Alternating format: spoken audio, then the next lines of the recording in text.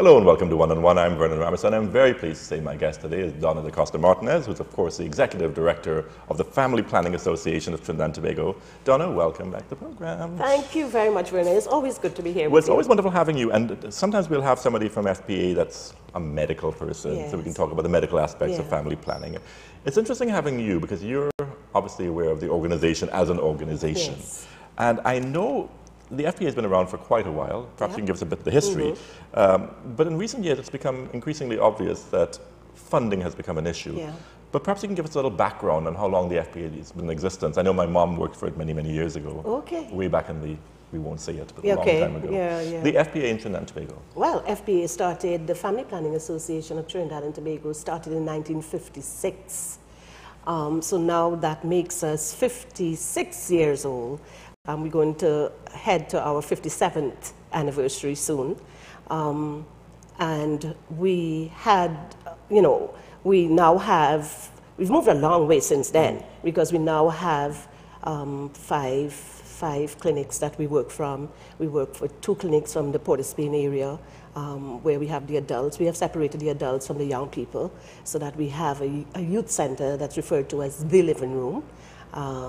Why is that? I guess because of the fear of being judged by your elders. Yeah, exactly. And as a matter of fact, in 2001, we undertook some operations research with young people to determine what it is they wanted, because we knew that young people wanted to access services, and we also were aware from their discussions with us that they really felt that they were being judged, not only by the providers, but with the people who were coming into the clinics to access services as well. So that one of the things that we did in that year was to do some research that really took us along the road to determining what their needs were, and also to set up the kind of service that they themselves needed. And we involved them in that process, so that in 2001, our youth center was born, and that is still up and running, and it's located at the corner of New and Henry Street. And in that clinic, we serve young people 25 years and under. But we do have the adult clinics, so that we have one that is located at the corner of Oxford and Charlotte Street in Port of Spain. We have one at 60 Lord Street in San Fernando, and we also have one in, at 61 Backlet Street in Tobago. But one of our largest programs is really our outreach programs. This is where we take services to the people within their communities. And what we try to do is to work with communities that do not have easy access to services.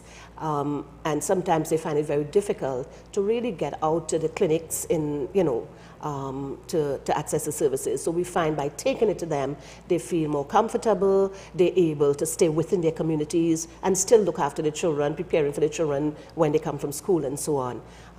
So that we're able to do that with volunteers that we refer to as community-based health volunteers that we've trained to work with us in the communities and to identify, along with us, what the needs are. So that that's a very large program, actually. When we did get a one-time grant in 2006, where we were able to we doubled the number of communities that we visited from 25 to 50 communities that we worked in. And now what we're seeing is that we are having a fallback. And this is mainly due to the fact that we are in a situation now where funding is very, very crucial. We have been seeing declines in donor funding, and you know why that is, because the economy is not all that great. Right, and not just you. A lot of NGOs have had in the program, including Living Water, have said exactly funding has been going down. Funding has been going on because we are all attempting to get funding from the same pots. And clearly, if their funds are not increasing, we are going to see the decline in our end in terms of the amount that we receive.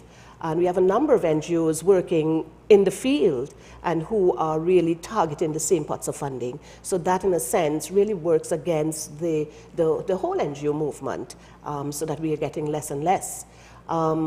We also are affiliated to the International Planned Parenthood Federation. It is a very large non-governmental organization that works in 180 countries. We were the 32nd member of the affiliation, so they in fact are our parent body, and they have been providing core funds for us to do our services, to conduct our work. However, when they see cutbacks from their donors, that trickles back down to the member associations working in the various countries. So we've had that situation to deal with. And we've also had a situation where our funds from the government has not really, they have not increased since 1990. 1990. So 1990, we've gotten $1 million. That's 23 years. Yes. With inflation being whatever it was. With inflation, so right. So we don't have to do the math. We know that what we could have purchased at $1 million in 1990 is not the same today, clearly. It wouldn't even be a quarter, I imagine. Exactly. Yeah. So that we have been, we work very closely with the various ministries in the government, and we have been working very hard, particularly with the Ministry of the People and Social Development, in order to get them to really look at this. We have been told that they're looking at our subvention, and we really hope that this is the year that we will get that increase that we're looking for from $1 million to $6 million. That's 23 years of having the same level of funding. Yeah. You've been with FPA for 26 years. I have been with FPA for 26 years. So for 23 of those 26 years, you've been working with the same government budget. With the same government budget, yes. Well, what has been the answer every time the FPA goes back for more funding every year? To say, well, normally you would see an increase based on cost of living or on the economy and inflation. Yeah, but I think also that there's always good intention. But when the time comes to cut budgets and so, if the ministries suffer a cut in their budget lines, then obviously that trickles down to the other organizations that will get funding and so on. So that we have been promised, and we're keeping our hopes up high that this year we would really get that increase in the funding, that we can continue to work. Because what has been happening is that you're seeing a fallback in terms of the services that we... But wouldn't it also indicate somehow that whatever importance the FPA had to the government in 1990, and I guess that would have been the NAR government, I guess at that point, was $1 million worth of $1990. But obviously, $1 million now doesn't show a great level of importance when it comes to government perception. Yeah. Well, one has to consider that FPA is only one arm of the government's population program, so that we're really working and cooperating with the government's population program in order to provide services. But at the same time, we're the only organization that specializes or provides specialized sexual and reproductive health services to the citizens of Trinidad and Tobago. And we provide these services to men, women, and young people. So that I think... And we feel that we have a very important role. We play a very important role in the whole national landscape, right? What we do contributes to the sustainable development of our country.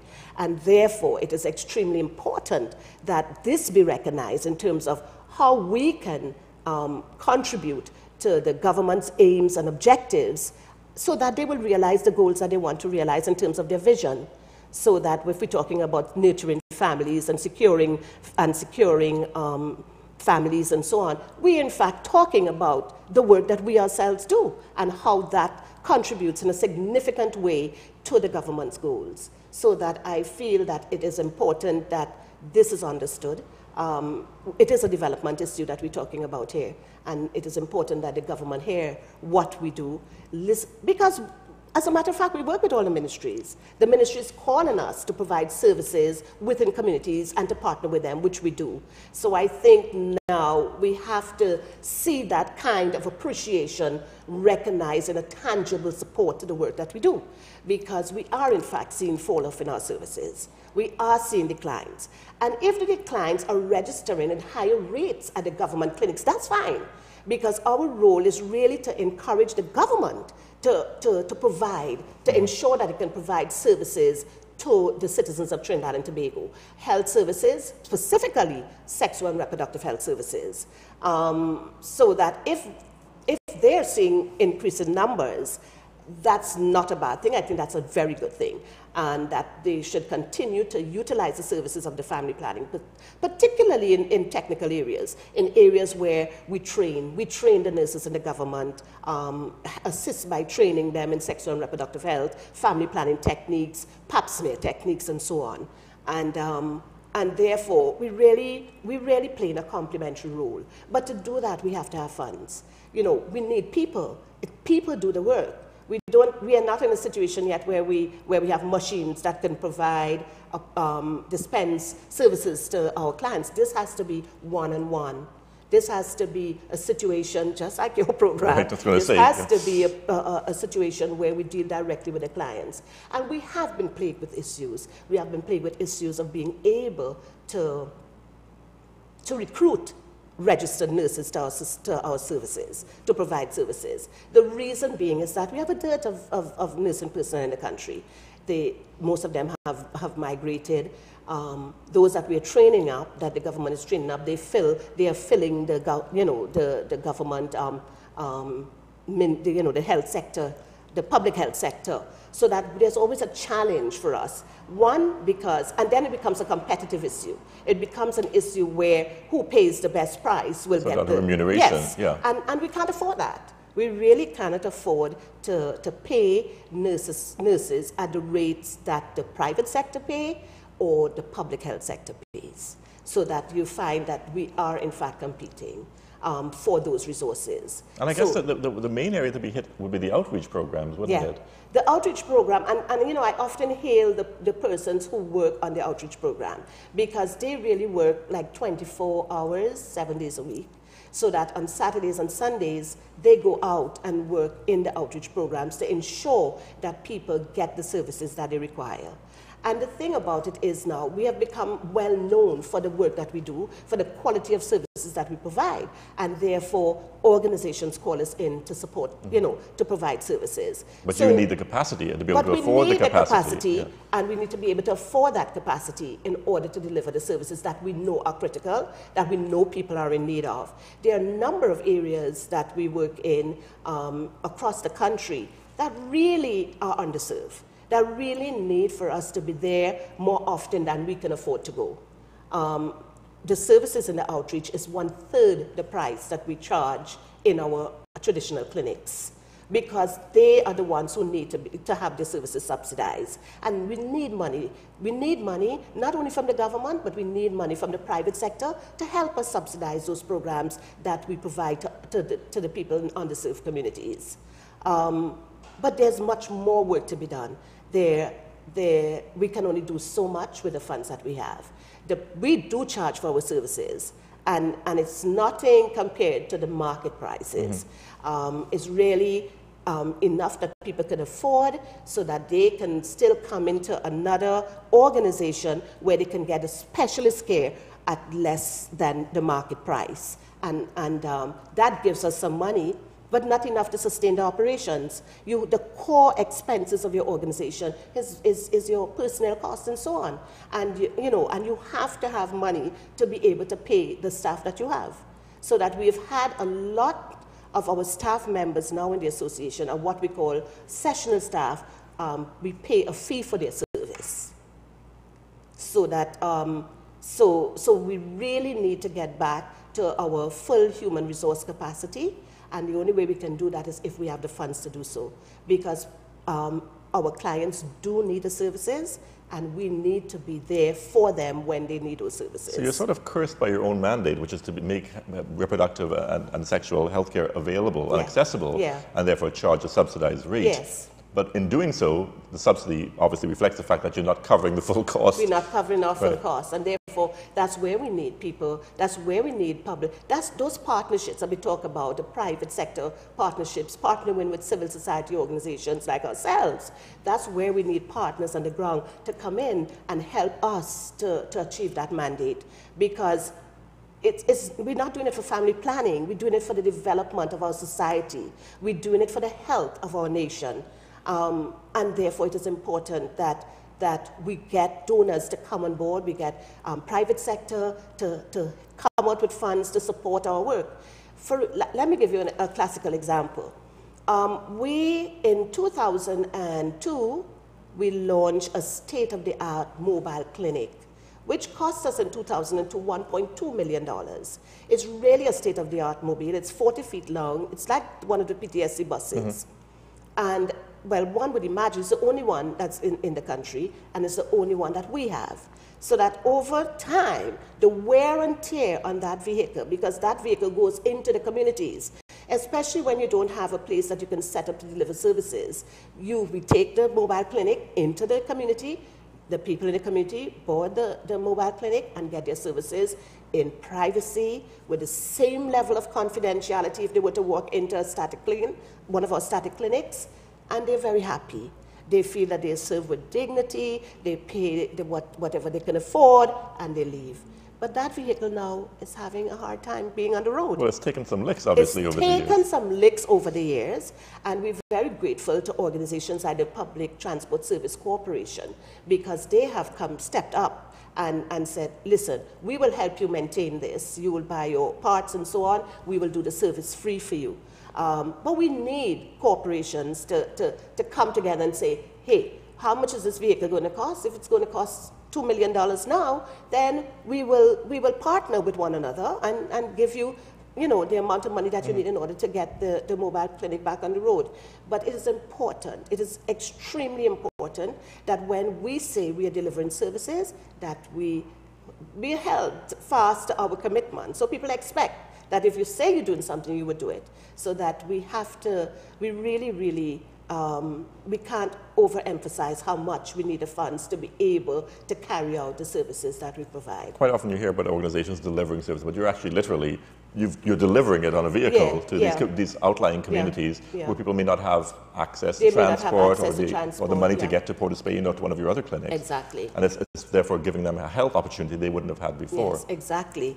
Exactly. And that's how they see it. And they're interested in looking after their health. They're really very much interested in but they need support. They need help. They need for organizations to work together. And that's why we have to partner. We can't, Family Planning Association cannot do it alone. The needs are too great, the funds are too small, and therefore if we really put all our resources together, we would have more impact. So we really need to partner with other NGOs like ourselves who can help assist in providing the necessary services in communities, and partner with the government and also the private sector.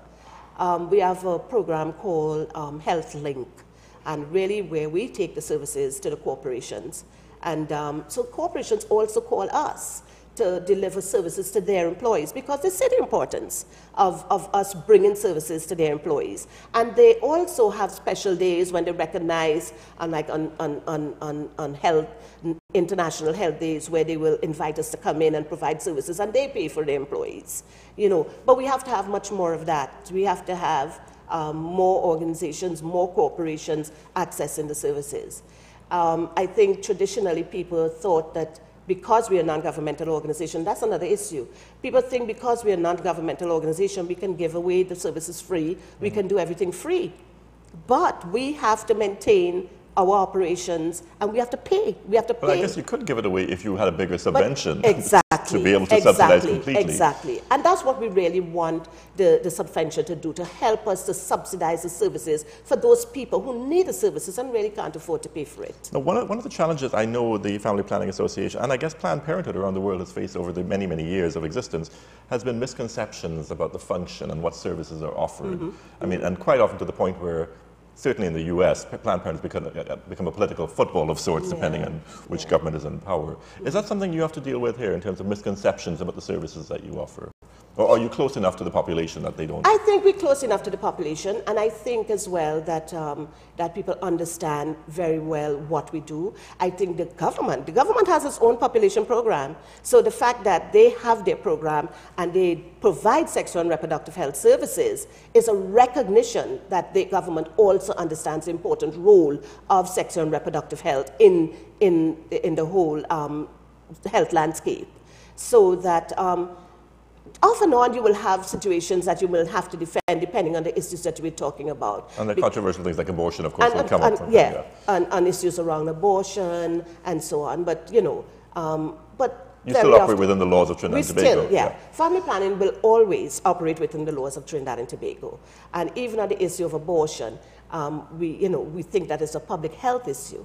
And therefore, insofar as the law permits, we are saying that women should have access to safe services if they so require it.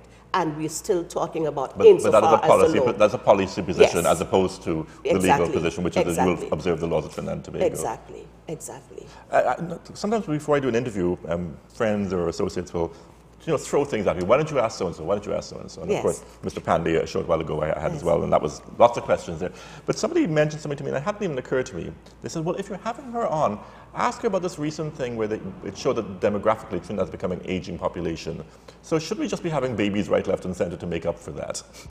And I thought, what an odd question, but I'll throw it out just to see how you react to something like that. Yeah, the recent population census did indicate to us that we have an aging population.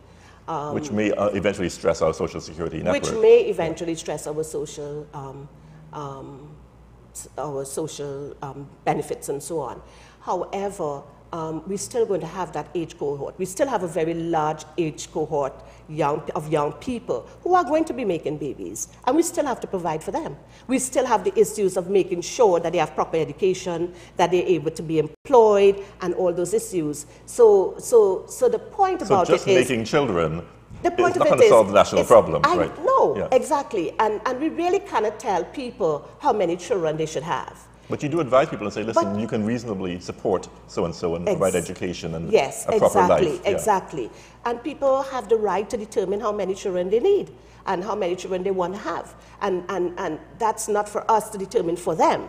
So that you will always have the situation where people are going to be, women are going to be making babies. We will have to support these children as they grow up. We would have to be able to ensure that all these institutions are capable of addressing the specific needs, and I'm talking about education, I'm talking about health, all the institutions that will impact the development or the life of that child that's growing up. So that I don't think it's a cut and dry issue that, okay, we have an aging population, make more babies. It can't be indiscriminate. It has to be sort of a planned scenario. Exactly.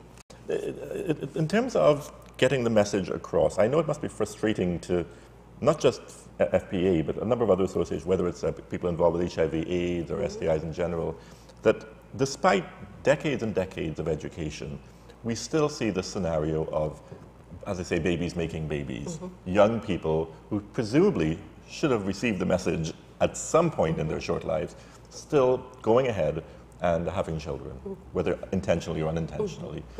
Does that sort of make you wonder about whether there's any point even to the education of young people as regards to sexual behavior and health? I think education is extremely important. Education, education, education. This is always a sore point. When it comes to talking about sexuality education for our young people, nobody wants to talk about it.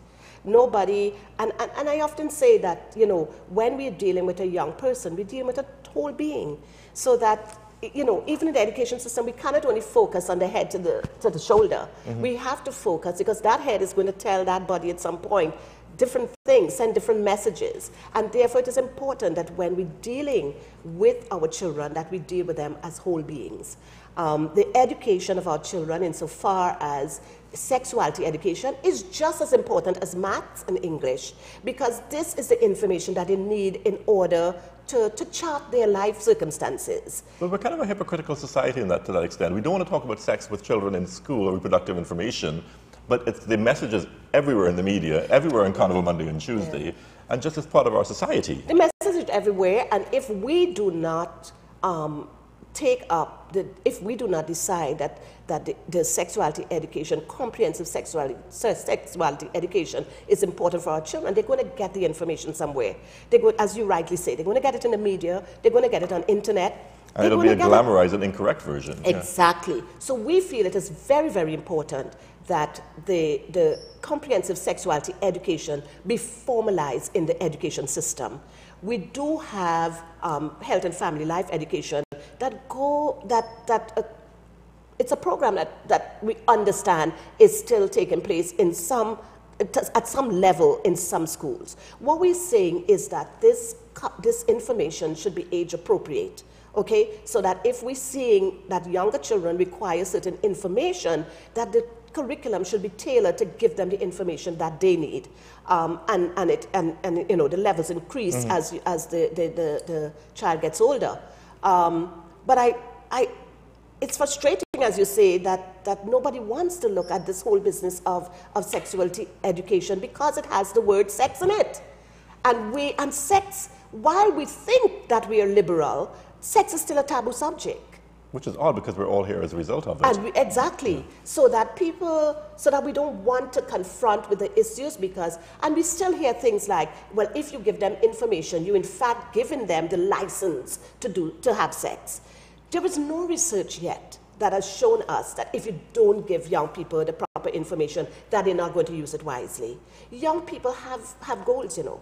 Young people decide how they want to go through their life, and sometimes they make mistakes. And I'm saying is, are we going to deny them access to comprehensive sexuality education that will help them to determine, to make the proper decisions with regard to their lives, because we feel we shouldn't talk about it? Donna, I know before we did the interview over the last few days, you were saying, I wonder if we can fill the half hour. Well, guess what, we're completely out of time, but I have to ask you, any major fundraisers coming up for the FPA, and if somebody wants to get involved, I gather you have a website that people can check? Well, they actually can call us directly at the Family Planning Association, because one of the things is that we are looking for volunteers, and we're really looking at friends for forming a group of friends of the FPA, where we can get people to come together and have major fundraising activities for us. We do have a very dynamic board. Jerry Brooks is our president of the, and you know Jerry, of course, right? Yeah, who doesn't? And Paul Hee-Hung is our chairman of the association. And we work with a number of other professional volunteers on our board, so that they have been doing what they can, reaching out to ministers, reaching out to various sectors of the society to encourage them to become part of us. But we really need a body of volunteers who would help us to raise the necessary funds. Before my producers cut me off out of time, what number should people call if they want to? People can call us at 625-6533 or 623-5169, and they can actually ask for the Executive Director's Office, and we will take it from there. But we need all hands on deck to make a difference in the lives of the citizens of Trinidad and Tobago. And I can guarantee the Executive Director is fun to talk to. Okay, thank you. Donna, thank you so much for being on the program. Thank you so much. A great pleasure having you. Always great to be here with you. Thank you so much for being here. Okay, thank you. You've been watching One on One. Join us again tomorrow for another edition.